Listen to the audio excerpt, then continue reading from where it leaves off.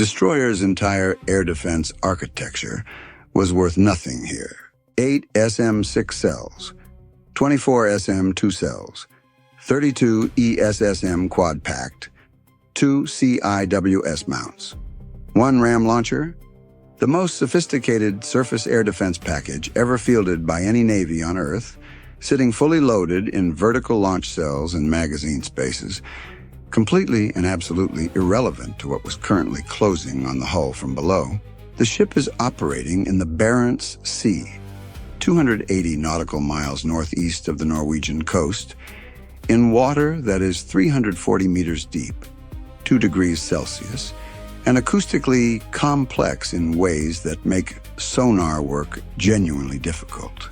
Surface ducts, thermal layers, and the biological noise of the Arctic marine environment create a detection environment that is nothing like the Mediterranean or the Persian Gulf.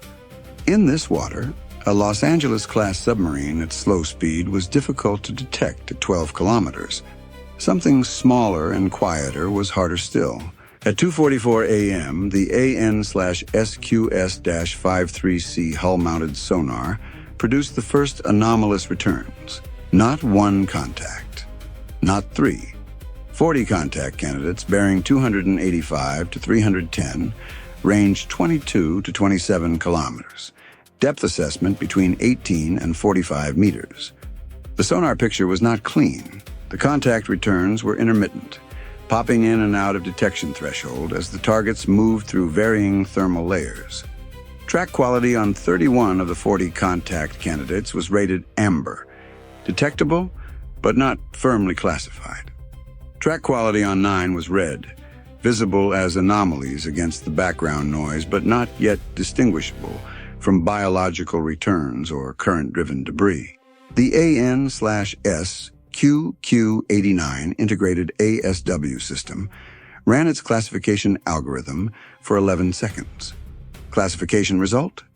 High probability of multiple autonomous underwater vehicles, propulsion signature consistent with low-observable electric motor propulsion, estimated size 1.5 to 2.4 meters in length, estimated speed 8 to 12 knots, 40 contacts, underwater, closing at 8 to 12 knots. The weapons officer brought the ASROC engagement solution to the TAO's display at 2:44 a.m. and said nothing for 4 seconds while the TAO read it.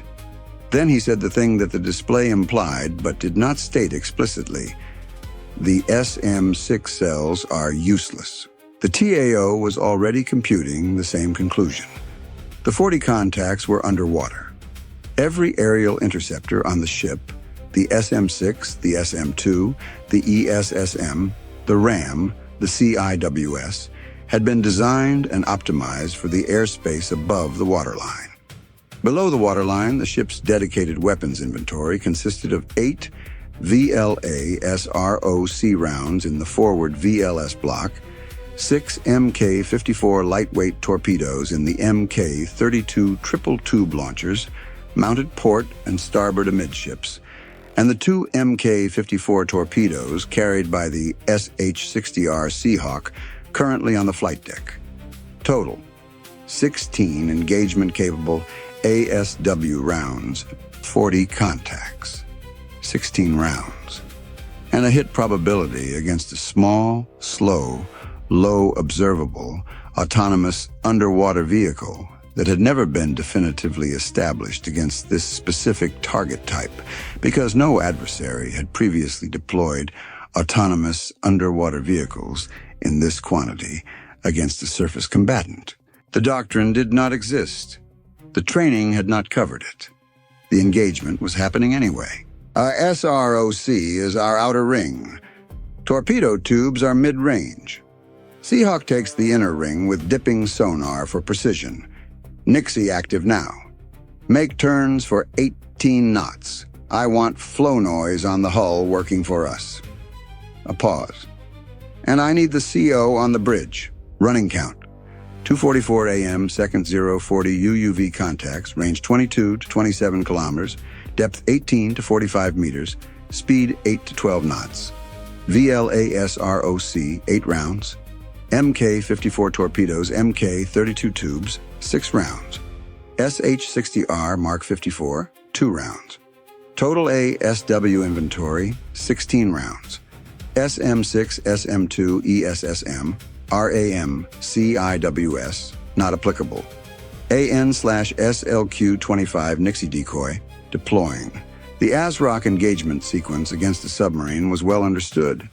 Sonar contact, track firm, fire ASROC, rocket motor burns for 12 to 22 kilometers, payload ejects, Mark 54 torpedo enters the water in a 500-meter active search pattern around the predicted contact position.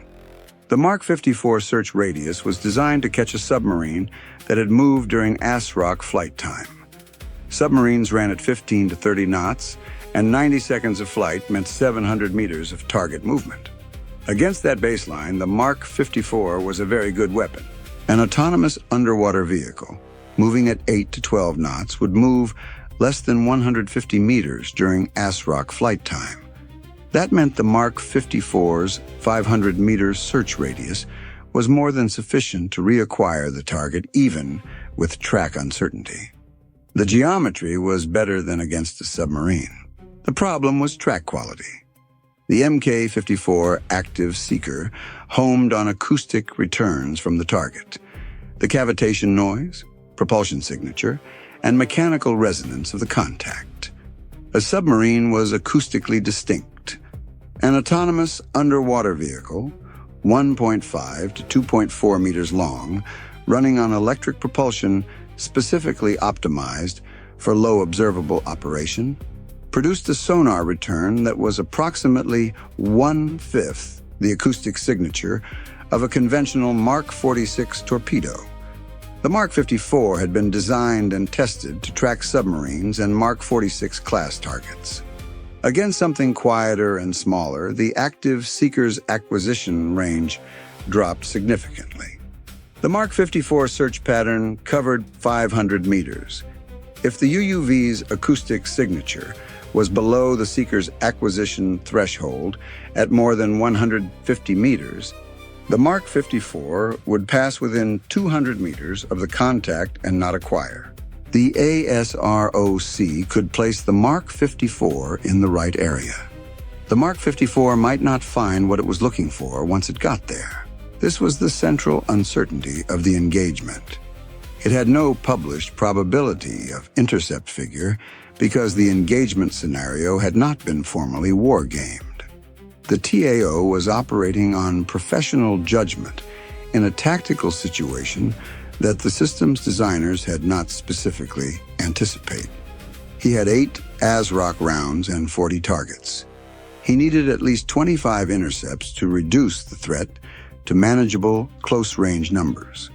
If ASROC hit rate against this target type was 60%, 8 rounds produced 5 intercepts. If it was 40%, 4. If it was 25%, 2. He fired the first ASROC against 3 contact clusters at 22 kilometers and watched what happened. VL-ASROC Cell 1 launched at 2:46 a.m. The rocket motor burned for 68 seconds, covering 22 kilometers before payload ejection. The Mk-54 entered the water at 2:47 a.m. and began its active search pattern on a cluster of 4 UUV contacts at 22 kilometers, bearing 292. The sonar operators monitored the Mark 54's active pings on the passive sonar display, the distinctive ticking of an active torpedo seeker echoing back from the contact cluster ahead of it. 22 seconds into the search pattern, one ping returned stronger than the others. The Mark 54 acquired. The track was confirmed at 2:48 a.m. 1 contact neutralized. 3 of the 4 in that cluster continued closing. ASROC Cell 2 against the cluster on bearing 302, range 21 kilometers.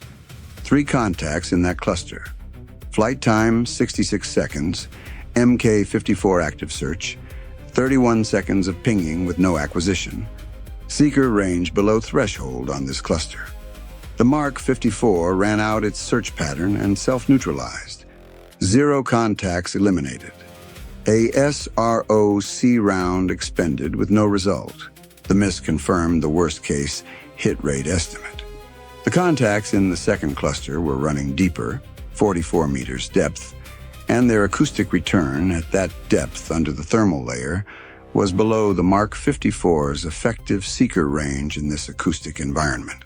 ASROC was effective in this engagement only against contacts at depths shallower than 30 meters, where the thermal layer was above the target, and the Mark 54 seeker could operate in the cleaner acoustic environment above. ASROC cells 3 and 4 fired against 2 contact clusters assessed as shallow, track data suggesting depths of 18 to 25 meters on bearing 288, range 20 kilometers. 2 launches, 44-second interval between them. First Mark 54, acquisition in 18 seconds, 1 contact neutralized, track loss on a second contact within the pattern.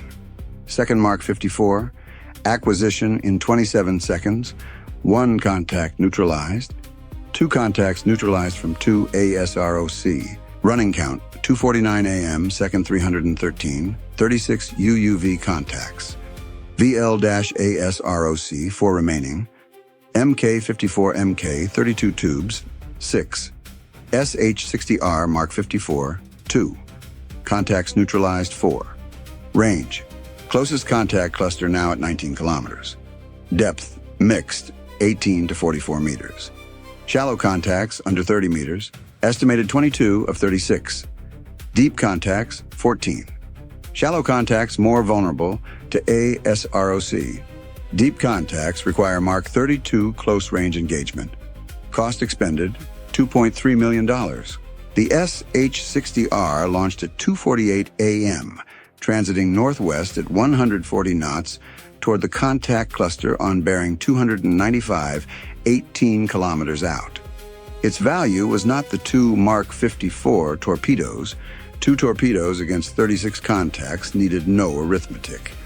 Its value was the AQS-22 dipping sonar, capable of resolving contacts the hull sonar was struggling with, classifying shallow versus deep, identifying the most acute approach vectors, and providing targeting data to the ship for Mark 32 engagement.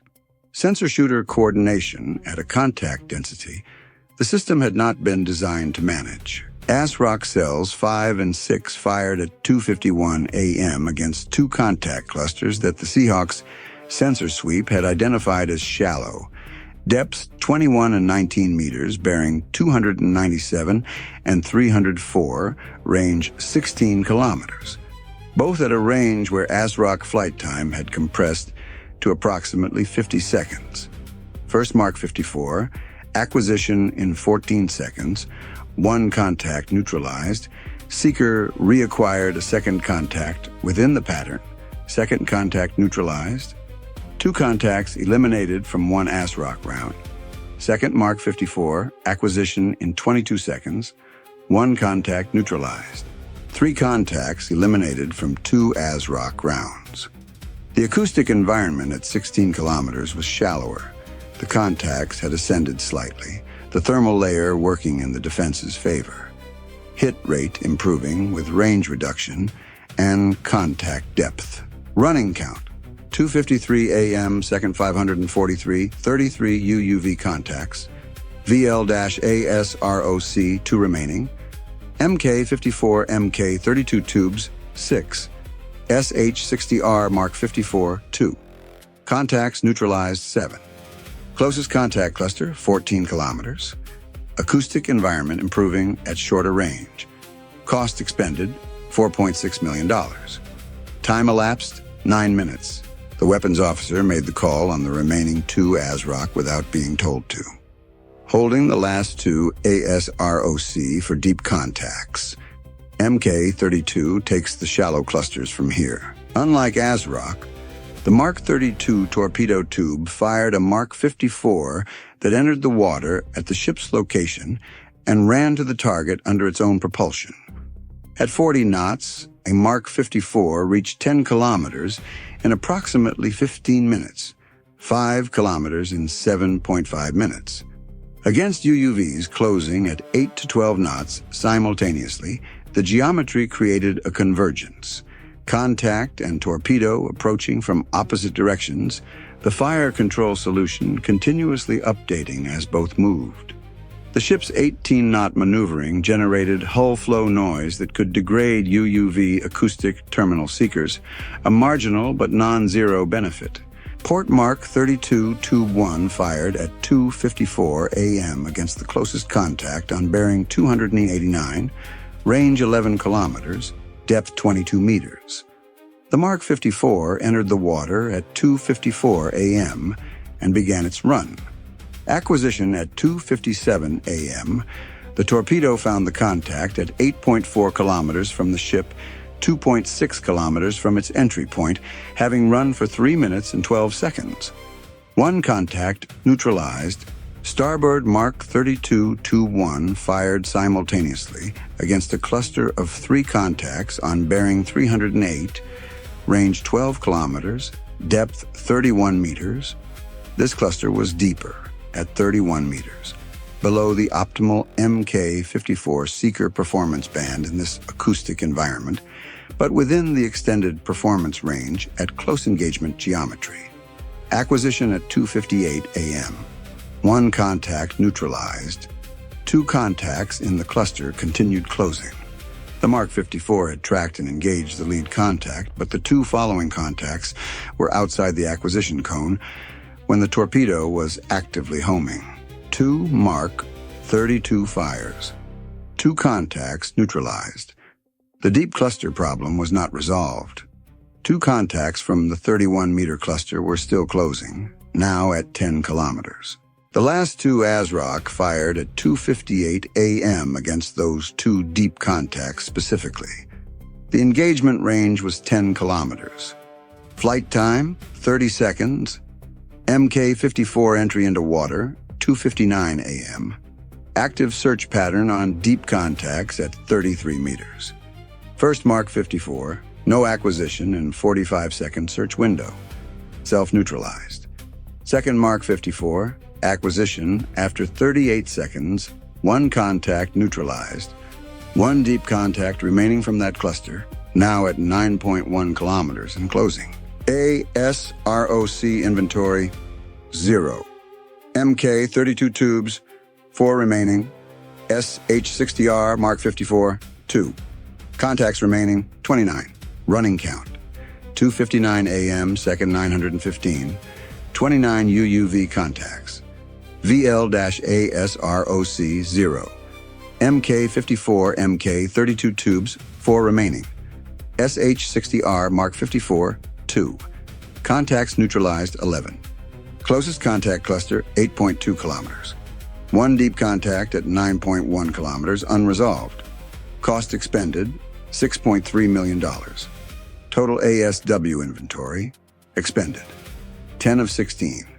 6 rounds remaining. Time elapsed, 15 minutes. The ship had expended 10 of 16 available ASW rounds and neutralized 11 of 40 contacts. 29 were still closing. At the current approach rate, the fastest contact clusters would reach the hull in approximately 40 minutes. The 6 remaining rounds, 4 Mark 32 tubes and 2 SH-60R Mark 54 torpedoes, had to neutralize 29 contacts in a degrading acoustic environment as the contacts compressed toward close range. The arithmetic did not close. Port Mark 32 Tube 2 and starboard. Mark 32 Tube 2 fired simultaneously at 3:01 a.m. against 2 separate contact clusters, one at 8 kilometers and one at 7.5 kilometers. Both clusters were shallow, depths 19 and 23 meters, acoustically favorable. First Mark 54, acquisition in 4 minutes 10 seconds, 1 contact neutralized, seeker reacquired within the cluster, 2nd contact neutralized. 2 contacts eliminated from 1 torpedo. Second Mark 54, acquisition in 5 minutes, 2 seconds, 1 contact neutralized, 3 contacts neutralized from 2 Mark 32 fires. The close-range acoustic environment was working better than the long-range outer phase.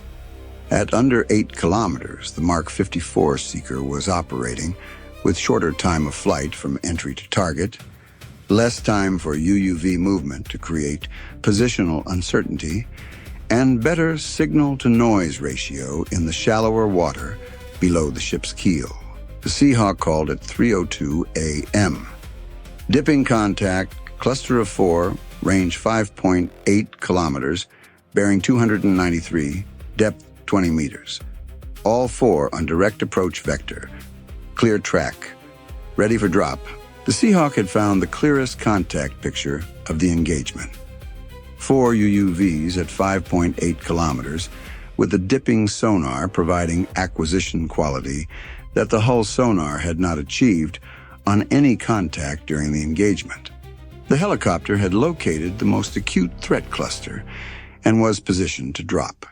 Clear to engage. First Mark 54 dropped from the Seahawk at 3:03 a.m. Entry point 400 meters ahead of the contact cluster. Mk-54 active search immediate. At 400 meters, offset from 4 contacts at 20 meters depth, in favorable acoustic conditions, acquisition was near certain. 3 contacts neutralized in a single Mark 54 run. The torpedo homed on the first, neutralized it, reacquired the second, neutralized it, began seeking the third. Third contact evaded by accelerating to maximum speed and altering course 40 degrees. The Mark 54 lost acquisition after the second contact engagement, and the third contact escaped the search cone before reacquisition. 1 contact escaped the Seahawk's first drop. Second Mark 54 dropped from Seahawk at 3:04 a.m. against the escaped contact at 5.2 kilometers. Entry point 300 meters ahead of the contact, updated by dipping sonar from the helicopter maintaining contact. Acquisition in 90 seconds. 1 contact neutralized. Seahawk Mark 54 inventory, 0. The helicopter was now a sensor platform only. Running count, 3:05 a.m., second 1,264, 21 UUV contacts. VL-ASROC, 0. Mk-54 Mk, 32 tubes, 2 remaining. SH-60R, 0 torpedoes, dipping sonar only. Contacts neutralized, 19. Closest contacts, 3.8 kilometers. Deep cluster, 4 contacts, 38 meters depth. Unresolved. Cost expended, $9.0 million. Time elapsed, 21 minutes. Running count, 3:06 a.m., second 1,344, 21 UUV contacts. VL-ASROC, 0. Mk-54 Mk, 32 tubes, 2 remaining. SH-60R, 0 torpedoes, sensor only. Contacts neutralized, 19. Closest contact clusters, 4 to 6 kilometers. Deep contact unresolved at 5.8 kilometers. Cost expended, $8.1 million. Time elapsed, 22 minutes. 2 Mark 32 tubes remaining. 21 contacts. Port Mark 32 Tube 3 fired at 3:07 a.m. against the deepest remaining cluster, 4 contacts at 38 meters depth, bearing 300, range 5.1 kilometers. This cluster had been below the effective engagement envelope for the entire engagement. At 5.1 kilometers, with the contacts now at close range, the Mk-54 had better seeker performance against deep contacts than at the engagement's start. Acquisition in 6 minutes 40 seconds. The torpedo spent longer searching at depth. 1 contact neutralized. The other 3 contacts at 38 meters continued closing. The Mark 54 had expended its fuel before reacquiring. Starboard Mark 32 Tube 3 fired at 3:07 a.m. against 3 shallow contacts at 4.2 kilometers, depth 21 meters. Acquisition in 3 minutes 28 seconds. 2 contacts neutralized. 1 contact evaded. It had been trailing the cluster and was outside the engagement cone when the Mark 54 was homing. Mk-32 torpedo tube inventory, 0. SH-60R, sensor only. all 16 ASW rounds expended. 18 contacts remaining. Range, 3.2 to 4.8 kilometers. Closing at 8 to 12 knots. Time to hull contact on the fastest group, approximately 16 to 22 minutes. The ASW magazine was empty. Running count, 3:10 a.m., second 1,558, 18 UUV contacts. All ASW munitions expended, VL-ASROC 0, MK32, 0, SH-60R 0. Contacts neutralized, 22 of 40. 18 contacts remain at 3.2 to 4.8 kilometers closing. Time to hull, 16 to 22 minutes. SM6, SM2, ESSM, RAM, CIWS, fully loaded, not applicable. AN/SLQ-25, Nixie, active, speed 22 knots, cost expended $10.4 million. The ship had expended every dedicated ASW round it carried and had neutralized 22 of 40 contacts. 18 remained. In 16 minutes, the fastest group would reach the hull. The remaining options were not weapons. The AN/SLQ-25 Nixie-towed acoustic decoy had been active throughout, designed for incoming torpedoes, not GPS waypoint UUVs, whose acoustic terminal seekers activated only inside 500 meters. Whether the Nixie would deflect a UUV from its programmed waypoint was untested. At 22 knots, contacts on fixed GPS waypoints could not pace the ship. 6 contact intercept solutions would pass astern of a position the ship had vacated. Contacts programmed to home, acoustically, in the terminal phase would follow. The ship could not know which were which. The Seahawk, weaponless, dropped sonobuoys around the approaching clusters. The sensor picture remained sharp. The ship could track exactly what was closing. It had nothing left to engage with. Deck crews with M2.50 caliber machine guns took positions at the fantail and amidships, effective against a contact that surfaced, irrelevant against anything staying at depth. The final item on a list that had run out of solutions 22 minutes earlier. At 3:19 a.m., the Seahawk crew reported the first hull contact. The sonobuoy pattern tracked the deepest contact cluster, 4 UUVs at 37 meters depth, as they transited the ship's hull position. 2 of the 4 had been deflected by the Nixie's acoustic signal, their terminal seekers acquiring the decoy's emission and following the cable path away from the hull. 1 had not activated its acoustic terminal seeker. It was running on pure GPS waypoint with no acoustic homing. It reached the programmed intercept waypoint at 3:19 a.m., which corresponded to a position 4 meters off the port quarter underwater hull, forward of the shaft. The shaped charge detonated at 3:19 a.m. The hull impact registered across every deck of the ship simultaneously. Not the sharp crack of CIWS or the thud of VLS launch, but a low, massive, concussive event transmitted directly through the steel hull and into the structure, a sound the crew felt in their feet and their teeth and their chests before they consciously heard it. The port quarter shaft housing took the energy of the detonation. The shaft continued rotating. The motor was unaffected. The propulsion architecture remained functional. But 3 frame sections in the shaft housing compartment experienced structural deformation that would require emergency shoring before the compartment could be considered watertight under full maneuvering conditions. Damage control teams reached the compartment in 4 minutes, 18 seconds. Water intrusion through the deformed frame sections, estimated 12 liters per minute. Controlled, not catastrophic. The damage control party shored the frames and reduced intrusion to 3 liters per minute within 11 minutes of the detonation. The compartment was isolated and manageable. The ship remained fully mobile and operationally capable.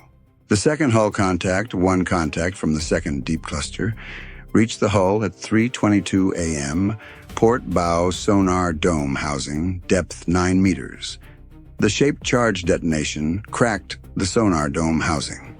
The AN/SQS-53C hull sonar was immediately taken offline.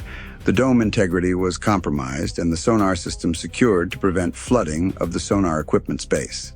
The ship lost its primary ASW sensor at 3:22 a.m. The Seahawk's sonobuoy pattern remained active as the sole remaining ASW sensor picture. 16 of the remaining 18 contacts were deflected by the Nixie. Had their GPS intercept solutions passed through ship positions the ship had vacated at 22 knots or were tracked by the Seahawk sonobuoys as passing astern of the ship during its maneuvering. The ship's 22-knot speed had moved it outside 6 contact intercept solutions by the time those contacts reached the computed waypoint. At 3:31 a.m., the Seahawk confirmed all remaining contacts had either been neutralized, had passed astern, or had exhausted their operational endurance and settled to the bottom. The engagement was over. Running count, 3:31 a.m., second 2,827, all 40 contacts resolved. 22 neutralized by ASW munitions, 2 hull impacts. 16 contacts neutralized by maneuver, decoy, or endurance exhaustion.